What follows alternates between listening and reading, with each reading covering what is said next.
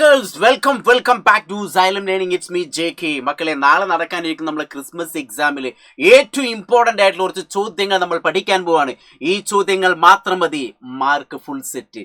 അതുകൊണ്ട് തന്നെ നമ്മുടെ പ്രഷർ എന്നുള്ള ചാപ്റ്ററിനകത്ത്, മർദ്ദം എന്ന ചാപ്റ്ററിനകത്ത് ഏറ്റവും ഇമ്പോർട്ടൻ്റ് ആയിട്ടുള്ള കുറച്ച് ചോദ്യങ്ങൾ മാത്രം പഠിക്കാൻ പോവാണ്. അപ്പം മാക്സിമം എല്ലാവരും കൂടെ ശ്രദ്ധിച്ചോളൂ. ഞാൻ പറയുന്ന വാക്കുകളിലേക്ക്, സ്ക്രീനിലേക്ക് മാത്രമായിരിക്കട്ടെ നിങ്ങളെ ശ്രദ്ധ. ഞാൻ എല്ലാവരും ആവാഹിച്ചെടുക്കുകയാണ്. നാളത്തെ ക്വസ്റ്റ്യൻ പേപ്പറിൽ കാണാൻ പോകുന്ന ഓരോ ചോദ്യങ്ങൾ വായിക്കുക, അതിന്റെ ആൻസർ മനസ്സിലാക്കുക. ഈ ചോദ്യങ്ങൾ നിങ്ങൾ നിർബന്ധമായിട്ടും പഠിക്കണം. നിങ്ങൾ പഠിക്കുന്ന സമയത്ത് നിങ്ങൾ ഫ്രണ്ട്സിലേക്കും ഷെയർ ചെയ്യുക, അവരും പഠിക്കട്ടെ. ഇനി ഈ വീഡിയോ കുറിച്ച് ലെങ്ത് കൂടിയാലും കുഴപ്പമില്ല, ക്ഷമയോടെ എന്ത് ചെയ്യുക, കാത്തിരിക്കുക, കേൾക്കുക, പഠിക്കുക. ആദ്യത്തെ ചോദ്യം എന്ന് പറഞ്ഞാൽ, യൂണിറ്റ് പരപ്പളവിൽ ലംബമായി അനുഭവപ്പെടുന്ന ബലം. യൂണിറ്റ് പരപ്പളവിൽ dash is the force acting normally per unit area. എന്തായിരിക്കും അതിന്റെ ആൻസർ? നിങ്ങൾ എല്ലാവരും ഒന്ന് പോസ് ചെയ്തിട്ട് പറഞ്ഞ്. നിങ്ങൾ മനസ്സിൽ വിചാരിക്കുന്ന ആൻസർ ഫോഴ്സ് അല്ലേ? അല്ല, പ്രഷർ ആണ്. എന്തായിരിക്കണം? പ്രഷർ, മർദ്ദമാണ്. അപ്പോൾ ഒരു യൂണിറ്റ് പരപ്പളവിൽ ലംബമായി അനുഭവപ്പെടുന്ന ആ ഒരു ബലത്തിനെയാണ് നമ്മൾ എന്ത് പറയാ? പ്രഷർ എന്ന് പറയാ. അതിനെ നമ്മൾ പി എന്ന അക്ഷരം കൊണ്ട് സൂചിപ്പിക്കുന്നു അല്ലെ. അപ്പൊ നമുക്ക് ഇങ്ങനെ ഒരു ഇക്വേഷൻ പഠിച്ചു വെക്കണം. നമുക്ക് പ്രഷർ എന്ന് പറഞ്ഞാൽ P ഈസ് ഈക്വൽ ടു എന്താണ്? F/A എന്ന് എഴുതാം. അതായത് നമ്മൾ ആദ്യത്തെ ഇക്വേഷൻ എന്താണ്? P is equal to F/A. ഇതാണ് നമ്മൾ ആദ്യത്തെ ഇക്വേഷൻ. അങ്ങനെയെങ്കിൽ A ഈസ് ഈക്വൽ ടു നിങ്ങൾക്ക് എന്ത് എഴുതാം? F/P എന്ന് എഴുതാം. അപ്പൊ A is equal to F/P എന്ന് എഴുതാം. ഇനി മൂന്നാമത്തെ ഇക്വേഷൻ നിങ്ങൾക്ക് എന്ത് ചെയ്യാം? F equal to P into A എന്ന് എഴുതാം. അപ്പോൾ F equal to P into A. ഇത്രയും ഇക്വേഷൻ നമ്മൾ ഈ മൂന്ന് ഇക്വേഷൻ നമ്മൾ പഠിച്ചു വെക്കണം. അപ്പൊ ഈ മൂന്ന് ഇക്വേഷൻ ബേസ് ചെയ്തിട്ട് നമുക്കൊരു പ്രോബ്ലം ചെയ്ത് നോക്കാം. അപ്പൊ നമുക്കൊരു പ്രോബ്ലം കിട്ടിക്കഴിഞ്ഞാൽ മക്കളെ, ഇതിനെ ബേസ് ചെയ്തിട്ട് ഒരു പ്രോബ്ലം ഷുവറാണ്. അപ്പൊ ഇങ്ങനെ ഒരു പ്രോബ്ലം കിട്ടിക്കഴിഞ്ഞാൽ പ്രോബ്ലം വൃത്തിയായിട്ട് വായിക്കുക, എന്നിട്ട് അതിൽ തന്നിട്ടുള്ള കാര്യങ്ങളൊക്കെ എന്ത് ചെയ്യുക, എടുത്തെഴുതുക. അത്രേ ഉള്ളൂ, വേറെ ഒന്നുമില്ല. അപ്പൊ നോക്കാം, 0.5 മീറ്റർ സ്ക്വയർ വിസ്തീർണത്തിൽ, അപ്പൊ ഏരിയ നമുക്ക് തന്നിട്ടുണ്ട്, 200 ന്യൂട്ടൺ ബലം, ഫോഴ്സ് നമുക്ക് തന്നിട്ടുണ്ട്. അങ്ങനെയെങ്കിൽ പ്രഷർ കണ്ടെത്തുക. അപ്പോ A is equal to 0.5 metre square എടുത്തെഴുതുന്നു. ഇനി അടുത്തത് F ഈക്വൽ ടു എത്രയാണ്? 200 ന്യൂട്ടൺ, അതും എടുത്തെഴുതുന്നു. പ്രഷർ കണ്ടെത്തുക. അപ്പൊ ഞാനൊരു ക്വസ്റ്റ്യൻ മാർക്ക് കൊടുത്തത് കണ്ട, ആരും പേടിക്കണ്ട, ഞാനൊരു വര വരച്ചു. P is equal to F/A. ഇതാണ് നമ്മൾ equation. P is equal to F/A. അതാണ് നമ്മൾ ഇക്വേഷൻ. അപ്പൊ ആ ഇക്വേഷനെ ബേസ് ചെയ്തിട്ടുള്ള നമ്മുടെ ഒരു പ്രോബ്ലം എന്ന് പറഞ്ഞാൽ P is equal to F/A. F എന്ന് പറഞ്ഞാൽ എന്ത് എഴുതാം? 200 എന്ന് എഴുതാം. ബൈ A എന്ന് പറഞ്ഞാൽ എത്ര? 0.5 മീറ്റർ സ്ക്വയർ എന്ന് എഴുതാം അല്ലെ. 0.5 മീറ്റർ സ്ക്വയർ എന്ന് എഴുതാം. അങ്ങനെയെങ്കിൽ 0.5 മീറ്റർ സ്ക്വയർ എന്ന് പറയുമ്പോൾ 0.5, ആ 0.5നെ 5 ആക്കാൻ എന്ത് ചെയ്താൽ മതി? ഇവിടെ ഒരു 10നെ കൊണ്ട് ഗുണിക്കുക. അപ്പൊ മുകൾ ഭാഗത്തും എന്ത് ചെയ്യുക? ഒരു 10നെ കൊണ്ട് ഗുണിക്കുക. അത്രേ ഉള്ളൂ. അപ്പൊ നമ്മൾ എന്ത് ചെയ്യുന്നു? ഇവിടെ ഒരു 10നെ കൊണ്ടും മുകളിൽ ഒരു 10നെ കൊണ്ടും ഗുണിക്കുന്നു. അങ്ങനെയെങ്കിൽ മുകളിൽ 200 ഇൻറ്റു 10 പറഞ്ഞാൽ 2000 ബൈ താഴെ 5 എന്ന് വരും. അങ്ങനെയെങ്കിൽ നമുക്ക് വെട്ടാനുള്ള ഒക്കെ വെട്ടി നിരത്തിക്കോളെ. 5ൽ 5 ഒരു പ്രാവശ്യം പോവും, 20ൽ 5 4 പ്രാവശ്യം പോവും അല്ലെ. 20ൽ 5 എത്ര പ്രാവശ്യം പോവും? 4 പ്രാവശ്യം പോവും. അങ്ങനെയെങ്കിൽ നമ്മുടെ ആൻസർ എത്ര കിട്ടി? നമ്മുടെ ആൻസർ എന്താ പറഞ്ഞാൽ 400 ന്യൂട്ടൺ പെർ മീറ്റർ സ്ക്വയർ. അതിനെ നമ്മൾ പാസ്കൽ എന്നാണ് പറയുന്നത്. അപ്പൊ ആദ്യത്തെ പ്രോബ്ലം സെറ്റായോ? അപ്പൊ ഇങ്ങനെ ഒരു പ്രോബ്ലം നമുക്ക് പരീക്ഷയ്ക്ക് പ്രതീക്ഷിക്കാം. അതേ വന്നാൽ നിങ്ങൾ ഒരു കാരണവശാലും തെറ്റിക്കാൻ പാടില്ല. ഇതെല്ലാം സെറ്റാണെന്ന് ഞാൻ വിചാരിക്കുന്നു. സെറ്റായ ആളുകൾക്കൊക്കെ ഒരു റെഡ് ഹാർട്ട് ഉണ്ട്. അങ്ങനെയെങ്കിൽ രണ്ടാമത്തെ ഒരു പ്രോബ്ലം കൂടി നമുക്ക് പെട്ടെന്നും ചെയ്തു നോക്കാം. രണ്ടാമത്തെ ഒരു പ്രോബ്ലം എന്താണ്? A block exert a pressure. പടച്ചോനെ, ഇവിടെ പ്രഷർ തന്നിട്ടുണ്ട്. ഉടനടി എടുത്ത് എഴുതുക. P is equal to 2500 pascal എന്ന് എഴുതി വെക്കാം അല്ലേ. On the ground if the area നമുക്ക് തന്നിട്ടുണ്ട്. A is equal to 0.5 metre square. അങ്ങനെയെങ്കിൽ ഫോഴ്സ് കണ്ടെത്തണം, F കണ്ടെത്തണം. അപ്പൊ F ഒരു ക്വസ്റ്റ്യൻ മാർക്ക് കൊടുത്തു, ഞാൻ ഒരു വര വരച്ചു. നമ്മൾ ഇക്വേഷൻ എന്ന് പറഞ്ഞാൽ P is equal to F/A. ഇതിനകത്ത് F ആണ് കാണേണ്ടത്. അപ്പൊ A എന്താ ഇങ്ങോട്ട് കൊണ്ടുപോവാ, ഹരിക്കണം എന്നുള്ള സമത്തിന്റെ അപ്പുറത്തേക്ക് പോകുമ്പോ എന്താവും? ഗുണിക്കണം എന്നായിട്ട് മാറും അല്ലെ.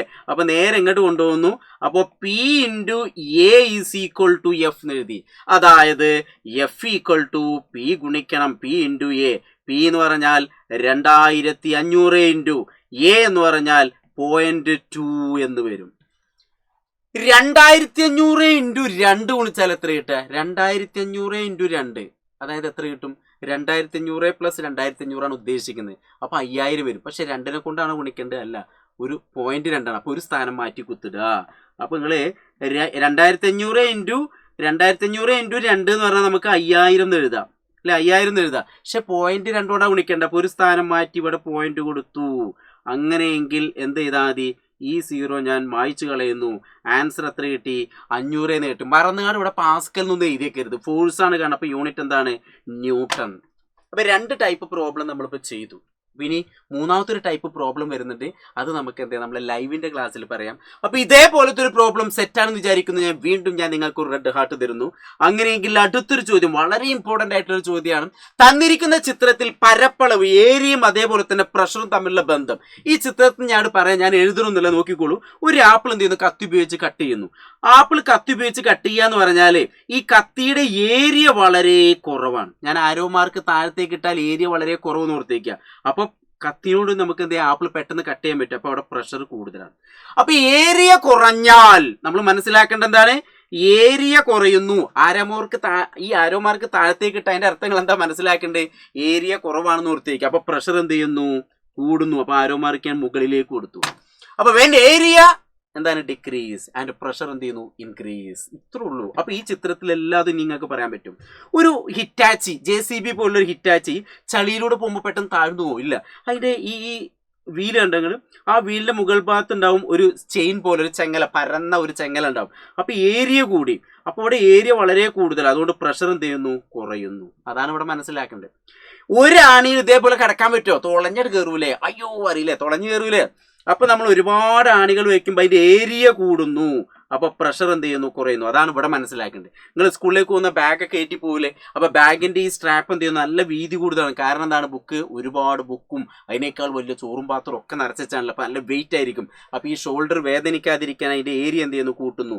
അപ്പൊ ഏരിയ കൂടുതലായതുകൊണ്ട് പ്രഷർ എന്ത് ചെയ്യുന്നു? കുറയുന്നു. അപ്പൊ തമ്മിലുള്ള ബന്ധം എന്താണ്? പരപ്പളവ് കൂടിക്കഴിഞ്ഞാൽ, ഏരിയ കൂടിക്കഴിഞ്ഞാൽ എന്ത് ചെയ്യുന്നു? പ്രഷർ കുറയുന്നു. അപ്പൊ ഈ ഒരു പോയിന്റ് ഓർത്ത് വയ്ക്കുക. എന്താണ്? ലെസ് ഏരിയ മോർ പ്രഷർ, അല്ലെ? കുറഞ്ഞ ഏരിയ, കുറഞ്ഞ പ്രതല പരപ്പളവ്, കുറഞ്ഞ വിസ്തീർണമാണെങ്കിൽ മർദ്ദം എന്ത് ചെയ്യുന്നു? കൂടുന്നു. ഇനി മോർ ഏരിയ കൂടിക്കഴിഞ്ഞാൽ, പരപ്പളവ് കൂടിക്കഴിഞ്ഞാൽ ലെസ് പ്രഷർ എന്ന് ഓർത്ത് വയ്ക്കുക. അപ്പൊ അത് സിമ്പിളാണ്. അപ്പൊ ഈ ചാപ്റ്ററിനകത്ത് ഇങ്ങനത്തെ ചോദ്യങ്ങളൊക്കെ വരും. അതൊക്കെ നമ്മൾ എന്ത് ചെയ്യണം? സെറ്റ് ആക്കണം. ഇനി ഇതിനേക്കാൾ വലിയ ചോദ്യങ്ങളൊക്കെ നമ്മൾ ലൈവിനകത്തും എന്ത് ചെയ്യും? കൂടുതൽ ചോദ്യങ്ങൾ ഡിസ്കസ് ചെയ്യും. അങ്ങനെ ഒരുപാട് ചോദ്യങ്ങൾ ചെയ്ത് നമുക്ക് പരീക്ഷ സിമ്പിൾ ആവും. നോക്കിക്കോളും. ഒരു യൂണിറ്റ് പരപ്പളവിൽ ഒരു ദ്രാവക ലംബമായി പ്രയോഗിക്കുന്ന ഫലമാണ് ഏത്? എന്ത്? ഫോഴ്സ് എക്സെർട്ട് ബൈ ലിക്വിഡ് എന്ന് കേട്ടാൽ ഒരു കൺഫ്യൂഷൻ വേണ്ട. അത് ഏതാണ്? ലിക്വിഡ് പ്രഷറാണ്. ദ്രാവക മർദ്ദം. എന്താണ്? ദ്രാവകമർദ്ദം. അങ്ങനെ അടുത്ത ചോദ്യം എന്താണ്? ദ്രാവകത്തിന്റെ ആഴം കൂടുന്തോറും, അതായത് നമ്മൾ എടുക്കുന്ന പാത്രത്തിൽ നിറയെ വെള്ളം ഉണ്ടെങ്കിൽ ഇതിന്റെ ആഴം, ഡെപ്ത് കൂടുമ്പോൾ ദ്രാവകമർദ്ദം എന്ത് ചെയ്യുന്നു? കൂടുന്നു. അപ്പൊ pressure increase as the depth in a liquid increase ഓർത്തേക്കുക. കൂടുന്നു ഓർത്തേക്കുക. സിമ്പിൾ ആണ് അല്ലെ? അങ്ങനെ ഈ ചിത്രത്തിൽ തന്നെ മനസ്സിലാക്കുക. ദ്രാവകത്തിന്റെ ആഴം കൂടുന്തോറും എന്താണ്? മർദ്ദം കൂടുന്നു അല്ലെ? ഡെപ്ത് കൂടിക്കഴിഞ്ഞാൽ പ്രഷർ എന്ത് ചെയ്യുന്നു? കൂടുന്നു. അതുകൊണ്ട് ഈ ചിത്രത്തിൽ ഹൈ പ്രഷർ ഇവിടെയാണ്, ലോ പ്രഷർ ഇവിടെ. ഹൈ പ്രഷർ ആകുമ്പോൾ കൂടുതൽ ഫോഴ്സോട് കൂടി വെള്ളം എന്ത് ചെയ്യുന്നു? പുറത്തേക്ക് പമ്പ് ചെയ്യുന്നു. മുകളിലേക്ക് പോകുമ്പോൾ പ്രഷർ കുറച്ച് കുറഞ്ഞു. അപ്പോൾ പമ്പിങ് കുറച്ചുകൂടി കുറഞ്ഞു. മുകളിലേക്ക് എത്തുമ്പോൾ ഒന്നുകൂടി എന്ത് ചെയ്യും? പ്രഷർ കുറയും. അപ്പൊ ഇങ്ങനത്തെ ഒരു ചിത്രങ്ങൾ തന്നിട്ട് ആ ചിത്രത്തിനെ ബേസ് ചെയ്തിട്ടുള്ള ചോദ്യങ്ങൾ നമ്മൾ പ്രതീക്ഷിക്കണം. അങ്ങനെ അടുത്തൊരു ചോദ്യം, ദ്രാവകമർദ്ദത്തെയും വാതകമർദ്ദത്തെയും സ്വാധീനിക്കുന്ന ഘടകങ്ങൾ എഴുതുക. Write the factors that affect liquid pressure and gas pressure എന്നുള്ളതാണ്. അപ്പോൾ ഓർത്ത് വയ്ക്കുക എന്താണ്? ദ്രാവകമർദ്ദവും അതേപോലെ തന്നെ വാതകമർദ്ദവും സ്വാധീനിക്കുന്ന അല്ലെങ്കിൽ കണ്ടെത്താൻ ഉപയോഗിക്കുന്ന ഘടകങ്ങൾ ഏതൊക്കെയെന്നുള്ളത് എന്താണ് ഇവിടെ ആൻസർ കൊടുത്തിട്ടുള്ളതാണ്. ദ്രാവക രൂപത്തിന്റെ ഉയരം, അതേപോലെ തന്നെ ദ്രാവകത്തിന്റെ സാന്ദ്രത, എന്താണ്? ഹൈറ്റ് ഓഫ് ദി ലിക്വിഡ് കോളമാണ്. Density of the liquid column എന്ന് ഓർത്ത് വയ്ക്കുക. ഈ ദ്രാവക രൂപം എന്ന് കേട്ടാൽ പേടിക്കൊന്നും വേണ്ടട്ടോ, ഒന്നുമില്ല. ഒരു പൈപ്പ് എടുത്തു, ഇതിൽ ഞാൻ വെള്ളം എടുത്തു വിചാരിക്കുക. ഇതിനെയാണ് നമ്മൾ, അതായത് ഒരു യൂണിറ്റ് ഏരിയയിലുള്ള വെള്ളത്തിന്റെ ഈ ഹൈറ്റിനെ നമ്മൾ ദ്രാവക രൂപം, ലിക്വിഡ് കോളം എന്ന് പറയും. എന്താ പറയുക? Liquid column. അപ്പൊ ദ്രാവകമർദ്ദത്തെ സ്വാധീനിക്കുന്ന ഘടകങ്ങൾ ഓർത്ത് വയ്ക്കുക. അതേപോലെ തന്നെ വാതകമർദ്ദത്തെ സ്വാധീനിക്കുന്ന ഘടകങ്ങൾ എന്ന് പറഞ്ഞാൽ നമ്പർ ഓഫ് പാർട്ടിക്കിൾസ്, കണികകളുടെ എണ്ണം, വ്യാപ്തം, വോളിയം, ടെമ്പറേച്ചർ. ഈ ടെമ്പറേച്ചർ, ഒരു ബലൂൺ എന്ത് ചെയ്യുന്നു? കാറ്റ് നിറച്ചിട്ട് വെയിലത്ത് കൊണ്ടുവച്ച് വിചാരിക്കുക. കുറച്ച് സമയം കഴിഞ്ഞ് അതിനുള്ളത്തെ വായുവൊക്കെ ചൂട് പിടിക്കും. ചൂട് പിടിച്ച് ഇങ്ങനെ എക്സ്പാൻഡ് ചെയ്യും, വികസിച്ചില്ല. അവസാനം ബലൂൺ പൊട്ടിക്കൂ അല്ലെ? ഞെട്ടിക്കൽ. നിങ്ങൾ ഞെട്ടൂല, എനിക്കറിയാം.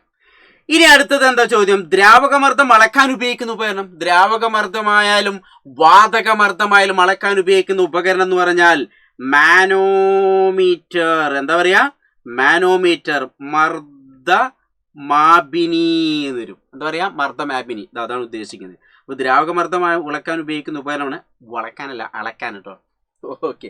അപ്പോൾ ദ്രാവകമർദ്ദം അളക്കാൻ ഉപയോഗിക്കുന്ന ഒരു ഉപകരണം ഒരു മാനോമീറ്ററിൻ്റെ ഒരു ചെറിയൊരു മോഡലാണിത്. ഇത് ചിലപ്പോൾ നിങ്ങളോട് നിർമ്മിക്കാൻ പറയും. ഒന്നുമില്ല, ഒരു കാർഡ്ബോർഡിൻ്റെ ഷീറ്റ്, ഒരു പലക എടുക്കുക, ഒരു യു ഷേപ്പുള്ള പൈപ്പ് എടുക്കുക, എന്നിട്ട് എന്ത് ഇതിൽ ഇങ്ങനെ ഒരു ഫണൽ കണക്ട് ചെയ്യുന്നു. ആ ഫണലിൻ്റെ ഒരു എൻഡിൽ ഒരു ബലൂൺ കെട്ടി വയ്ക്കുന്നു. എന്നിട്ട് ഇതിനകത്ത് വെള്ളം നിറച്ച് വയ്ക്കുന്നു. നിങ്ങൾ ഈ ഫണലിൻ്റെ ഇവിടെ ഇങ്ങനെ പ്രസ് ചെയ്താൽ ഇതിലെ വെള്ളത്തിൻ്റെ നിരപ്പ് ഇങ്ങനെ ഉയർന്ന് കാണാൻ പറ്റും. അപ്പോൾ ആ റീഡിങ് ഇങ്ങനെ നോക്കിയാൽ മതി. അപ്പോൾ ഇതാണ് ഒരു ദ്രാവകമർദ്ദം അളക്കാൻ ഉപയോഗിക്കുന്ന ഉപകരണം, അല്ലെങ്കിൽ വാതകമർദ്ദമായാലും. ഇനി അടുത്തൊരു ചോദ്യം, നല്ല ചോദ്യം. എന്താണ്? ഒരു കുപ്പിയിൽ നിറച്ചിരിക്കുന്ന ജലത്തിന്റെ അടിയിൽ നിന്നുള്ള കുമിളകൾ പൊങ്ങി വരുന്ന ചിത്രീകരിക്കും. ഇത് ശരിയായ ചിത്രം, പരീക്ഷയ്ക്ക് ഉറപ്പാണ് ഇങ്ങനത്തെ ഒരു ചിത്രം. അപ്പൊ എന്താണ്? താഴെ ഭാഗത്ത് മർദ്ദം വളരെ കൂടുതൽ, അപ്പൊ വലിയ കുമിള ഉണ്ടാവോ? ഇല്ല. അപ്പൊ ആദ്യത്തെ ചിത്രം തെറ്റാണ്. ആദ്യം വലുത്, പിന്നെ ചെറുത്, പിന്നെ ചെറുത്, പിന്നെ ചെറുത്. എല്ലാം ഒരേ വലുപ്പം, ഒരിക്കലും അല്ല. ചെറുത് വലുത്, വലുത് വലുത്, വലുത് ചെറുത്, വലുത് ചെറുത്, അങ്ങനെയല്ല. അപ്പൊ ഇതിലെ ശരിയായ ആൻസർ ഏതാണ്? ഇതാണ്, സി ആണ് ശരിയായ ആൻസർ. ബാക്കിയൊക്കെ തെറ്റാണ്. അപ്പൊ താഴെ ഭാഗത്ത് മർദ്ദം കൂടുതലാകുമ്പോൾ ബബിൾസ് ചെറുതായിരിക്കും. മുകളിലേക്ക് പോകുന്തോറും എന്ത് ചെയ്യുന്നു? മർദ്ദം ഇങ്ങനെ കുറയുന്നത്. അപ്പൊ ബബിൾസ് ഇങ്ങനെ വലുതായി വലുതായി വലുതായി വലുതായി ഇങ്ങനെ വരുന്നു അല്ലേ? അപ്പൊ അതൊക്കെ നമുക്കറിയാം. അപ്പൊ അതിന്റെ ആൻസർ ഞാൻ അവിടെ കൊടുത്തിട്ടുണ്ട്. അപ്പൊ അതൊന്നും ജസ്റ്റ് നിങ്ങളൊന്ന് വായിച്ചു നോക്കണം കേട്ടോ. ഇനി ഒരു ഡാമൊക്കെ ഉണ്ടല്ലോ, ഡാമിന്റെ അടിയിൽ ഭാഗത്തിന് തിക്ക് വാളായിരിക്കും. കാരണം എന്താ അറിയോ? അവിടെ ഹൈ പ്രഷറാണ്. കാരണം ഡെപ്ത്, ആഴം കൂടുകയാണ്. ആഴം കൂടുമ്പോൾ ദ്രാവകമർദ്ദം കൂടും. അപ്പോൾ ഡാം പൊട്ടിപ്പോകാൻ പാടുണ്ടോ? ഇല്ല. അവല്ല, പ്രഷർ ഇൻക്രീസ് വിത്ത് ഡെപ്ത് എന്ന് കൊടുത്തിട്ടില്ലേ? അപ്പോൾ താഴെ ഭാഗത്ത് ഡാമുകളൊക്കെ നല്ല കട്ടി കൂടുതൽ നിർമ്മിക്കാനുള്ള കാരണം എന്ത് എന്നുള്ളത് പരീക്ഷിക്കരും. അപ്പോൾ നിങ്ങൾ തെറ്റിക്കാൻ പാടില്ല, ആ കാര്യം ഓർത്ത് വയ്ക്കുക. ഇനി അടുത്തെന്ന് പറഞ്ഞാൽ ഒരു ചിത്രം, ഇതും പരീക്ഷയ്ക്ക് ഇമ്പോർട്ടൻ്റ് ആണ്.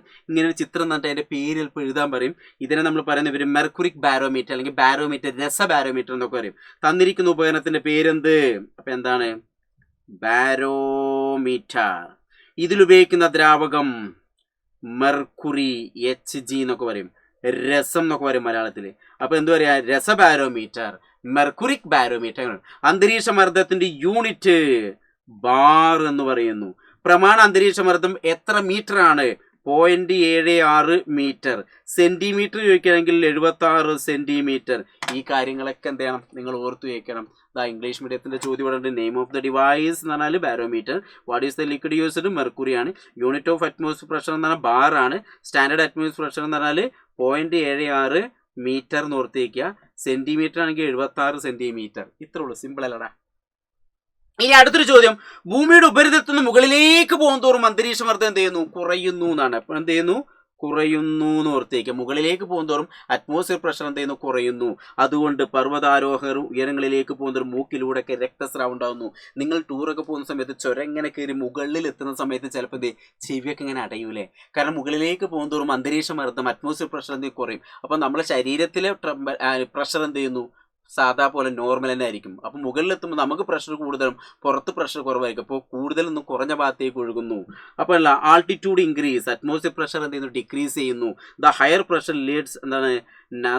നാസൽ ബ്ലീഡിങ്, അതായത് മൂക്കിനകത്തുള്ള അല്ലെങ്കിൽ നമ്മുടെ ശരീരത്തിലുള്ള രക്തക്കുഴലുകളൊക്കെ പൊട്ടും. മൂക്കിനകത്തുള്ള രക്തവും ചെവിയിനകത്തുള്ള രക്തക്കുഴലൊക്കെ പൊട്ടി ബ്ലഡൊക്കെ വരാൻ ചാൻസ് കൂടുതലാണ്. അപ്പോൾ ഇങ്ങനത്തെ ഒരു ചോദ്യം നമ്മൾ അറിഞ്ഞിരിക്കണം. അതേപോലത്തെ റബ്ബർ സക്കരകളൊക്കെ ഉണ്ടല്ലോ, ചുമരുമ്പോൾ ഇങ്ങനെ നമ്മൾ അയലൊക്കെ കെട്ടാൻ വേണ്ടി അല്ലെങ്കിൽ കലണ്ടറൊക്കെ തൂക്കാൻ വേണ്ടിയിട്ട് നമ്മൾ എന്ത് ചെയ്യും? ആനയടിക്കാം. പുതിയ ചുമരൊക്കെ ആണെങ്കിൽ ആനയടിക്കാൻ പറ്റും. അപ്പോൾ റബ്ബർ സക്കര ഒട്ടിച്ചാൽ മതി അല്ലേ? പിന്നെ വലിച്ചാൽ തന്നെ കിട്ടൂല അല്ലേ? ഇങ്ങനെ ഇതാണ് റബ്ബർ സക്കർ. അതിങ്ങോട്ട് ഒട്ടിക്കുന്ന സമയത്ത് നിൽക്കാനുള്ള കാരണം അത് അറ്റ്മോസ്ഫിയർ പ്രഷർ എന്താണ്? Reducing pressure inside. നമ്മളിങ്ങോട്ട് ഒട്ടിക്കുന്ന സമയത്ത് അതിൻ്റെ ഉള്ളിലത്തെ വായുമർദ്ദം എന്ത് ചെയ്യുന്നു? കുറയും. പുറത്തപ്പോൾ നല്ല പ്രഷറായിരിക്കും. അതാണ് ഔട്ട്സൈഡ് പ്രഷർ ഇൻക്രീസ്. അതുകൊണ്ടാണ് അതങ്ങനെ ഒട്ടി നിൽക്കുന്നത്. ജസ്റ്റ് ഓർത്തേക്കുക. ഇനി ഒരു മർദ്ദ സന്തുലനം, പ്രഷർ ബാലൻസ് ഓർത്തേക്ക്. ഈ പ്രഷർ ബാലൻസ് പറഞ്ഞാൽ ഒന്നുമില്ല. ഇപ്പം ഞാനിപ്പോൾ ഈ ഒരു ടേബിളിൻ്റെ മുന്നിൽ ഇങ്ങനെ നിൽക്കുന്നു വിചാരിക്കുക. ആ ടേബിളിൻ്റെ മുകൾ ഭാഗത്ത് എന്ത് ചെയ്യുക? വായുമർദ്ദം അനുഭവപ്പെടുന്നുണ്ട്. അപ്പോൾ ഈ ടേബിൾ പൊട്ടിയാട് ഞെളിഞ്ഞാട് പോവില്ല. അപ്പോൾ താഴെ ഭാഗത്തും ഒരു വാതകമർദ്ദം. അപ്പോൾ മുകളിലേക്ക് പൊങ്ങുമില്ല. മുകളിൽ നിന്നും താഴത്തുനിന്നും സൈഡിൽ നിന്നൊക്കെ വരുന്നുണ്ട്. അപ്പോൾ അങ്ങനെ ബാലൻസ് ആയി നിൽക്കുക. അപ്പോൾ അതിനൊരു സിമ്പിൾ ടെക്സ്റ്റിനകത്ത് കൊടുത്തൊരു എക്സാമ്പിളാണിത്. ഒരു പാത്രം എടുക്കുന്നു, അതിനകത്ത് കുറച്ച് വെള്ളം എടുക്കുന്നു, ഒരു മെഴുകുതിരി കത്തിച്ചു വെക്കുന്നു. അതാണ് ആദ്യത്തെ ചിത്രം. എന്നിട്ട് ആ മെഴുകുതിരിയുടെ മുകളിലേക്ക് ഒരു ഗ്ലാസ്, സാധാരണ ചായ കുടിക്കാൻ ഉപയോഗിക്കുന്ന ഗ്ലാസ് ഇങ്ങനെ കമിഴ്ത്തി വെക്കുന്നു. കമിഴ്ത്തി വെക്കുന്നതോടുകൂടി ഇതിനകത്തുള്ള ഓക്സിജന്റെ അളവ്, വായുവിൻ്റെ അളവ് കുറഞ്ഞിട്ട് എന്ത് ചെയ്യും? മെഴുകുതിരി കെട്ടുന്നു. കെട്ട് കഴിഞ്ഞാൽ ഇതിനകത്ത് വായു വളരെ കുറവായിരിക്കും. അപ്പോൾ ഇവിടെയുള്ള വെള്ളമൊക്കെ കംപ്ലീറ്റ് ഇതിനുള്ളിലേക്ക് കയറിപ്പോവും. അതുകൊണ്ടാണ് ഇവിടെ ഉണ്ടല്ലേ ദ്രാവകം, ഈ വെള്ളം കംപ്ലീറ്റ് കയറി പിന്നെ ഈ വെള്ളം പിന്നെ ഈ ഗ്ലാസ് എടുത്താൽ അങ്ങനെ പൊക്കാൻ പറ്റും. കാരണം എന്താണ്, ഇവിടെയുള്ള അന്തരീക്ഷ മർദ്ദവും ഇതിനുള്ളിലുള്ള മർദ്ദം എന്താവും ഈക്വലായിട്ട് മാറും, സന്തുലനായി, ബാലൻസിങ് ആയി. അപ്പോൾ മെഴുകുതിരി നാളത്തിന് എന്ത് സംഭവിക്കുന്നു വെച്ചാൽ അത് കെട്ടുപോകുന്നു. ഗ്ലാസ്സിലുള്ള വായുമർദ്ദത്തിന് എന്ത് സംഭവിക്കുന്നത്, കുറയുന്നു. ഗ്ലാസ്സിൽ ജലനിരപ്പ് എന്ത് സംഭവിക്കുന്നു, കൂടുന്നു. അപ്പോൾ അതിൻ്റെ ആൻസർ ഞാൻ അവിടെ കറക്റ്റായി കൊടുത്തിട്ടുണ്ട്. നിങ്ങൾ ജസ്റ്റ് ഒന്ന് എന്ത് ചെയ്യുക, ഒന്ന് പോസ് ചെയ്തിട്ട് അതിൻ്റെ ആൻസർ ഒന്ന് വായിച്ചു നോക്കുക. ഇനി അടുത്തൊരു ചോദ്യം എന്ന് പറഞ്ഞാൽ 3 പാത്രങ്ങൾ 3 ബീക്കറുകൾ നമുക്ക് തന്നിട്ടുണ്ട്. ഒരേ അളവിലാണ് വെള്ളം എടുത്തിട്ടുള്ളത്. താഴെ തന്നിരിക്കുന്ന ചിത്രം എന്ത് ചെയ്യുക, നമ്മളൊന്ന് ഒബ്സർവ് ചെയ്യുക, നിരീക്ഷിക്കുക. ഇതിൽ ഓരോന്നിനും ദ്രാവകം നിറച്ചിരിക്കുന്ന അടിഭാഗത്ത് അനുഭവപ്പെടുന്ന മർദ്ദത്തിൽ എന്ത് വ്യത്യാസമാണ് ഉണ്ടായിരിക്കുക, കാരണം എന്തെന്നാണ്. ഇവിടെ വ്യത്യാസം ഉണ്ടായിരിക്കുമോ? ഇല്ല. ശ്രദ്ധിക്കേണ്ടത് സെയിം ലിക്വിഡ് ആണ്. Same liquid. ഇത് എല്ലാത്തിലും എടുക്കുന്ന ദ്രാവകം സെയിം ആണ്. പിന്നെ ശ്രദ്ധിക്കേണ്ടേ ഹൈറ്റും എന്താണ്, സെയിം ആണ്. ഡെൻസിറ്റിയും എന്താണ്, സെയിം ആണ്. ഒരേ ദ്രാവകം ആയതുകൊണ്ട് അവിടെ സെയിം ഡെൻസിറ്റിയാണ്, സെയിം ഹൈറ്റ് ആണെന്ന് ഓർത്ത് വയ്ക്കുക. അങ്ങനെയാണ് എന്ത്. അപ്പൊ അതുകൊണ്ട് ഇവിടെ മർദ്ദത്തിൽ യാതൊരു വ്യത്യാസവും, നോ ചേഞ്ച് ആണ്. യാതൊരു വ്യത്യാസം ഉണ്ടാവില്ല എന്ന് ഓർത്ത് വയ്ക്കുക. അപ്പൊ പാത്രത്തിന്റെ ഷേപ്പിനൊന്നും എന്ത് ചെയ്യുന്നില്ല, അഫക്റ്റ് ചെയ്യുന്നില്ല. നിങ്ങൾക്ക് പല രൂപത്തിൽ ഷേപ്പിലുള്ള പാത്രങ്ങളൊക്കെ ഇങ്ങനെ തരും. എന്നിട്ട് നിങ്ങളോട് ചോദിക്കും ഏതിലാണ് കൂടുതൽ ദ്രാവക മർദ്ദം ചോദിക്കുക. അപ്പോൾ എല്ലാത്തിലും ഒരേ അളവിൽ വെള്ളം എടുക്കുന്നതെങ്കിൽ എല്ലായിടത്തും ഒരേപോലെ തന്നെ ആയിരിക്കും. ജസ്റ്റ് നിങ്ങൾ ഓർത്ത് വയ്ക്കുക കേട്ടോ. ഇനി അടുത്തൊരു ചോദ്യം, തുറന്നു വെച്ചിരിക്കുന്ന പാത്രത്തിൽ പാകം ചെയ്യുന്നതിനേക്കാൾ വേഗത്തിൽ പ്രഷർ കുക്കറിൽ പാകം ചെയ്യാൻ പറ്റും. ഇതെന്താ സംഭവം? ഒരു പാത്രം തുറന്നു വെച്ച് വിചാരിക്കുക, ഇവിടെ ഇങ്ങനെ തീ എത്തിക്കുമ്പോൾ എന്താ സംഭവിക്കുക, ഇതിനുള്ള വെള്ളമൊക്കെ തിളച്ചാട് ഇങ്ങനെ ബാഷ്പായിട്ട് ഇങ്ങനെ പോവും അല്ലേ. നേരെ മറിച്ച് നമ്മളൊരു പ്രഷർ കുക്കർ എടുത്തു വിചാരിക്കുക. കുക്കർ ഇങ്ങനെ എടുത്തു കഴിഞ്ഞാൽ ഇതിനകത്ത് വെള്ളം നിറച്ച് ഇവിടെ ഒരു സാധനം ഉണ്ടാവും. വെള്ളം ഇങ്ങനെ തിളച്ച് കഴിഞ്ഞാൽ ഇതിനകത്ത് വെള്ളം ഇങ്ങനെ ബാഷ്പായിട്ട് നീരാവിയായിട്ട് ഇങ്ങനെ നിൽക്കും. ആ നീരാവി ഇതിനുള്ളതുകൊണ്ട് ഹൈ പ്രഷർ ആയിരിക്കും ഉണ്ടാവുക. അങ്ങനെ ഹൈ പ്രഷർ ആയി കഴിഞ്ഞാൽ എന്താ സംഭവിക്കുക, പൊട്ടിത്തെറിക്കാണ്ട് കുറച്ച് കഴിഞ്ഞാൽ അല്ലേ പുറത്തേക്ക് അങ്ങനെ പോവില്ല, ഇത് കൂടെ ഇങ്ങനെ പോവും. അപ്പൊ പ്രഷർ കൂടിക്കഴിഞ്ഞാൽ ഇതിന്റെ ബോയിലിംഗ് പ്രഷർ അല്ലെങ്കിൽ ബോയിലിംഗ് പോയിന്റും എന്ത് ചെയ്യുന്നു, വെള്ളം തിളയ്ക്കുന്നതിന് അളവും കൂടും. ഏകദേശം ഒരു 120 ഡിഗ്രി സെൽഷ്യസ് വരെയൊക്കെ നമുക്ക് ചൂടാക്കാൻ പറ്റും. സാധാരണ വെള്ളം തിളപ്പിക്കാൻ 100 ഡിഗ്രി പറ്റുള്ളൂ. പക്ഷെ കുക്കറിനകത്തൊരു 120 ഡിഗ്രി സെൽഷ്യസ് വരെയൊക്കെ ചൂടാക്കാൻ പറ്റും. അതാണ് എന്ത് കുക്കറിനകത്ത് വെള്ളം അല്ലെങ്കിൽ ഭക്ഷണം പാകം ചെയ്യാൻ എളുപ്പം. കാരണം എന്താണ്, ഒരു പ്രഷർ കുക്കർ നീരാവി സ്വതന്ത്രമായി പുറത്തു പോകാൻ കഴിയില്ല. അതിനാൽ ഉള്ളിലെ മർദ്ദം വർദ്ധിക്കുന്നു എന്ന് ഓർത്ത് വയ്ക്കുക. ഈ ഉയർന്ന മർദ്ദം കാരണം വെള്ളത്തിന്റെ തിളനില ബോയിലിംഗ് പോയിന്റും വർദ്ധിക്കും. ഏകദേശം ഒരു 120 ഡിഗ്രി സെൽഷ്യസും. തൽഫലമായി ഭക്ഷണങ്ങളൊക്കെ എന്ത് ചെയ്യുന്നു, വളരെ വേഗത്തിൽ എന്ത് ചെയ്യുന്നു, വേവുന്നു. അപ്പോൾ ചിക്കനൊക്കെ ഉണ്ടാക്കുന്ന സമയത്ത് പെട്ടെന്ന് കുക്കറിലിട്ട് അടച്ച് വേവിച്ചാൽ പെട്ടെന്നാവൂലേ. അപ്പം അങ്ങനെ ജസ്റ്റ് ഓർത്തിരിക്കുക. ഇനി നേരത്തെ പറഞ്ഞ അതേപോലെ തന്നെ പർവ്വതാരോഹർ ഉയരങ്ങളിലേക്ക് പോകുന്നതും മൂക്കിലൂടെ രക്തസ്രാവം ഉണ്ടാകുന്നു. അപ്പോൾ ഇത് നമ്മൾ നേരത്തെ പറഞ്ഞ ചോദ്യം തന്നെയാണ്, ജസ്റ്റ് ഒന്ന് ഓർത്തിരിക്കുക. ഇനി ചരക്ക് വാഹനങ്ങൾക്ക് ടയറുകളുടെ എണ്ണം കൂടുതലായിരിക്കും അല്ലേ. വലിയ ലോറിക്കൊക്കെ നിങ്ങൾ കണ്ടിട്ട് ഈ ചിത്രത്തിലെ പോലെ കുറേ ചക്രങ്ങൾ ഉണ്ടായിരിക്കും. എന്താ കാരണം? വീല് കൂടിക്കഴിഞ്ഞാൽ അതിൻ്റെ ഏരിയ കൂടും, പരപ്പളവ് കൂടും. അപ്പോൾ സ്വാഭാവികമായിട്ട് റോഡിൽ അനുഭവപ്പെടുന്ന പ്രഷർ എന്തെങ്കിലും കുറയും. അപ്പോൾ റോഡിൽ അനുഭവപ്പെടുന്ന പ്രഷർ കുറയ്ക്കുക എന്നുള്ളതാണ് അല്ലേ. അപ്പോൾ നമുക്ക് എന്താണ്, ടയറുകളുടെ എണ്ണം കൂടുമ്പോൾ പ്രതല വിസ്തീർണം വർദ്ധിക്കുകയും റോഡിൽ മർദ്ദം കുറയുകയും ചെയ്യുന്നു എന്ന് ഓർത്തിരിക്കുക. അതേപോലെ തന്നെ കെട്ടിടങ്ങൾ, വലിയ ബിൽഡിംഗ് ഒക്കെ ഉണ്ടാക്കുന്ന സമയത്ത് അതിൻ്റെ അടിഭാഗം ബേസ്മെന്റ് നമ്മൾ ഫൗണ്ടേഷനൊക്കെ ഉള്ള ഭാഗത്തുണ്ടല്ലോ, ബെൽറ്റൊക്കെ വാർക്കുക എന്നറിയില്ല, വീടൊക്കെ ഉണ്ടാക്കുമ്പോൾ അതിനൊക്കെ നല്ല വീതി കൂടിയ ആയിരിക്കും. ഇപ്പം സാധാരണ ഒരു വീട് ഉണ്ടാക്കുമ്പോൾ ഇങ്ങനെയാണ് ബെൽറ്റ് വാർക്കുക. നേരെ മറിച്ച് വലിയൊരു കെട്ടിടമൊക്കെ ഉണ്ടാക്കുമ്പോൾ നിങ്ങൾ റോഡ് സൈഡിലൊക്കെ കണ്ടിട്ടില്ലേ, വലിയ ബീമും തൂണുകളൊക്കെ ഉണ്ടാക്കുമ്പോൾ വലിയ വലിയ കമ്പികളും കൂടുതൽ കോൺക്രീറ്റ് ഒക്കെ കണ്ടിട്ടില്ലേ. അതേപോലെ വലിയ ഏരിയ ഉണ്ടാകുമ്പോൾ എന്താ സംഭവിക്കുക, അപ്പോൾ ആ ഏരിയ കൂടുമ്പോൾ പ്രഷർ കുറയുമ്പോൾ അതുകൊണ്ട് കെട്ടിടങ്ങളൊന്നും പൊളിഞ്ഞ് വീഴൂല എന്ന് ഓർത്തിരിക്കുക. അപ്പം ഇത്രയും കാര്യങ്ങൾ എന്ത് ചെയ്യുക നമുക്ക് പരീക്ഷയ്ക്ക്. അപ്പോൾ പ്രഷർ എന്നുള്ള ചാപ്റ്ററിൽ നിങ്ങൾ മിനിമം ഇത്ര ചോദ്യം നിങ്ങൾ പഠിച്ചിരിക്കണം. ഇനി പ്രഷർ എന്നുള്ള നിങ്ങൾ തെറ്റിക്കൂല. ഇനി ഇതിലും ചിലപ്പോൾ നിങ്ങൾക്ക് വല്ല കൺഫ്യൂഷൻ എന്തെങ്കിലുമൊക്കെ ഉണ്ടെങ്കിൽ നമ്മൾ ഇനിയും എന്ത് ചെയ്യാണ്, നമ്മളെ വലിയ മെഗാ മാരത്തോൺ ഫിസിക്സ് കെമിസ്ട്രി ബയോളജിയിലെ മുഴുവൻ ചോദ്യങ്ങളായിട്ട് ഞങ്ങൾ എന്ത് ചെയ്യും, ലൈവ് ക്ലാസ്സിൽ വരും. അപ്പോൾ പെട്ടെന്ന് എന്ത് ചെയ്യാൻ, ലൈവ് ക്ലാസ് ജോയിൻ ചെയ്യുക, മൊബൈൽ ചാർജൊക്കെ ചെയ്ത് ഫുഡൊക്കെ കഴിച്ച് നിങ്ങൾ റെഡി ആയിട്ടിരിക്കുക. അപ്പോൾ ആ ലൈവിനകത്ത് നമ്മൾ മുഴുവൻ ചോദ്യങ്ങൾ നമ്മൾ എന്ത് ചെയ്യും, ഡിസ്കസ് ചെയ്യും. കൂട്ടത്തിൽ ഫസ്റ്റ് ടൈമിന് വരാൻ സാധ്യതയുള്ള ചോദ്യങ്ങളൊക്കെ നമ്മൾ ഡിസ്കസ് ചെയ്യും. അപ്പോൾ ആ ക്ലാസ്സും കൂടി നിങ്ങൾ കേട്ട് കഴിഞ്ഞാൽ ഫുൾ പെർഫെക്റ്റായി മാർക്ക് സെറ്റായി നിങ്ങൾക്ക് എന്ത് ചെയ്യാം, നമ്മളെ ക്രിസ്മസ് ആഘോഷിക്കാം വേണ്ടേ. അപ്പോൾ അതോടൊപ്പം തന്നെ കൂട്ടത്തിൽ ഈ ഒരു കാര്യം ശ്രദ്ധിക്കുക. എന്താണ് ശ്രദ്ധിക്കേണ്ടത്, നമ്മൾ യോധ ബാച്ചൊക്കെ പുതിയ ബാച്ചുകളൊക്കെ ആരംഭിച്ചിട്ടുണ്ട്. കാരണം 9ാം ക്ലാസ്സിലെത്തുമ്പോൾ ഇതിൻ്റെ വലിയ കാര്യങ്ങളാണ് പഠിക്കുന്നത്. അപ്പോൾ ഒരു 3 മാസം 4 മാസം കഴിഞ്ഞ് ഞങ്ങൾ 9ാം ക്ലാസ്സിലെത്തി. അപ്പോൾ ഇപ്പം തന്നെ പഠിക്കണമെന്നുണ്ടെങ്കിൽ ആ പഴയ ചാപ്റ്ററുകൾ ഫുൾ ചാപ്റ്റർ നമ്മൾ പെർഫെക്റ്റ് ആക്കാൻ വേണ്ടി പുതിയ യോധ ബാച്ച് എൻഡ് ഗെയിം ഒക്കെ തുടങ്ങിയിട്ടുണ്ട്. അപ്പോൾ അതിലൊക്കെ പെട്ടെന്ന് ജോയിൻ ചെയ്യുക, വരാനിരിക്കുന്ന പരീക്ഷ ഒക്കെ സെറ്റാക്കാം. അപ്പോൾ എല്ലാവർക്കും GPU, GPU, God bless you.